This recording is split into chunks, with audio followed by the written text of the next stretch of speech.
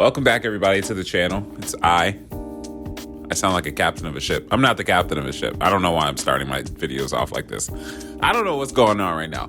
What's going on, everybody? Welcome back to the Drop Step. Yeah, I want to start off this video by saying that if you are not watching games like the Celtics versus the Mavericks, you're missing out on a lot of great basketball, because there was a lot of stuff that happened in this game, and it was a really good matchup between two teams that were pretty much almost identical in their stories this year. Where do I want to start? Oh, I know exactly where to start. So Boston lost the game 95-92, and it was a game that came down to the wire, and both teams played a pretty solid game all around. And I don't think it got a lot more even than this game, because it took pretty monumental mistakes on both sides of the ball. So with Dallas turning the ball over, I think 17 times, to Jayson Tatum shooting 7 of 23. And, you know, there were mistakes on both sides that kind of kept this matchup evened out as the game went on. And we all got treated because of that.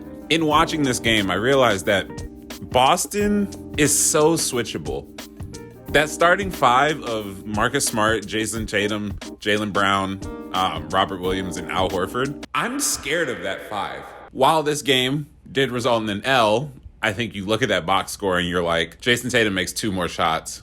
This is a Celtics win, because that was an absolutely horrendous game, especially given how good Jayson Tatum's been playing lately. This game was an anomaly for him, so he does not play this bad.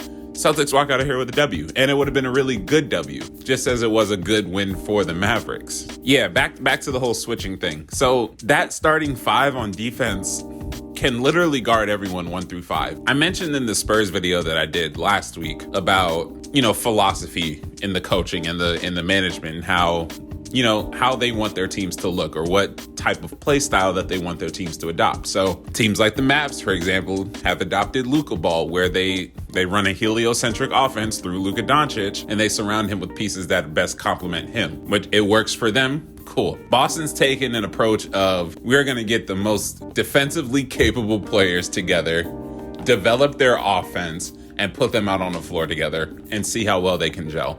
And so far, in the calendar year of 2022, not the season, because we all know how bad the Celtics are struggling in the 2021 calendar year, but ever since the page turned over to 2022, they have been insane. I think before the game, both teams, actually, the Mavs and the Celtics, were both 24-8 heading into this game since the calendar year started. I mean, both teams came into this game around the middle of their conference trying to make a move toward a higher seed. We're getting to that time where every team kind of has to have a must win. And I know throughout the entire season, obviously every game is a must win, but if we're really getting down to it, this is around the time where every game kind of matters more. And especially games like this, where you're looking at almost a mirror image of yourself. Both teams came in with the exact same record. Both teams came in, like I just said, in the middle of their conferences, trying to stay out of the play-in. The Mavericks did exactly what they needed to do. They came in, they got a win. They're staying a couple games above that play-in threshold.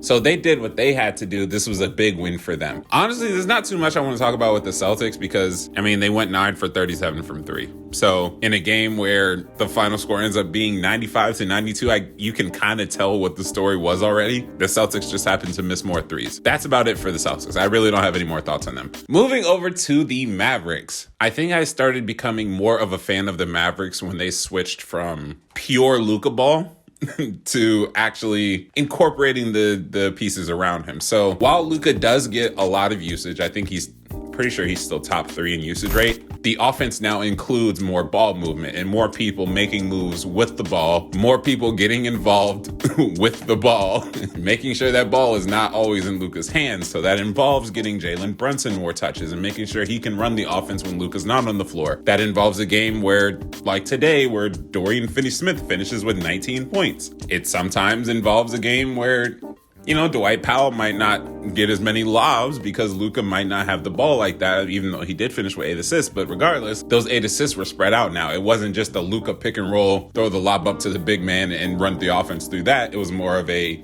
win by committee. And that's what I've started to like more, because they're winning as a team. And yeah, I mean, going back to Luka ball, like Luka magic never ever stops. There was that play that Spencer Dinwiddie had hit the 3 to take the lead. It was 95-92 after that. That ended up being the final score, and that ended up being the game winner. That play almost broke down a couple of times. And it wasn't until Luka had the ball in his possession that at the snap of a finger, everything just slowed down. Luka got the ball. He got in control. He got in the driver's seat. However you want to say it, he took command of those last couple of seconds. Because he was able to keep the dribble alive, because he was able to keep the play alive, he got a free assist to Spencer Dinwiddie. It's plays like that where, while I know Luka gets a lot of assists and Luka does know how to pass the ball, he's a really good playmaker, it's nice knowing the aura around those types of passes don't come from a place of where Luka's run out of options now, so he has to give the ball up. Instead, it's Luka's looking for another option before he even gets to the point where he is out of his own options. And I really, really, really enjoy that.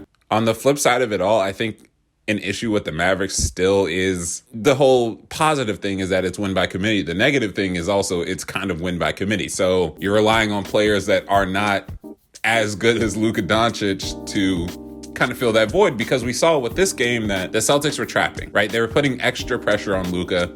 And even though he somehow finished with 26, 8, and 8 on 50% shooting, they were putting a lot of extra pressure on him. So the ball was out of his hands a lot more often. Ideally, yes, this is a good strategy because while the Mavericks are a good team, like I just said, they are not Luka Doncic. So you take that 11 times out of 10, you get that ball out of Luka's hands. It's what they tried to do. Unfortunately, the Mavs role players were playing really well tonight. Just an all-around game from the supporting role or from the supporting cast. It was just a good game. And I think, the Jayson Tatum versus Luka matchup, I was really excited for. But again, there were a lot of double teams on Luka, so there wasn't a lot of 1v1 coverage, if I'm remembering correctly. But regardless, I enjoyed the matchup. I really did. I think both teams now kind of have a good look at what they need to be fixing. Overall, great win for the Mavs and a good loss for the Celtics. Again, it was a very winnable game. They had control. They were playing good. They were playing pretty good basketball for a majority of it. At the end, things just kind of fell apart. But it is what it is. Let me know what y'all think.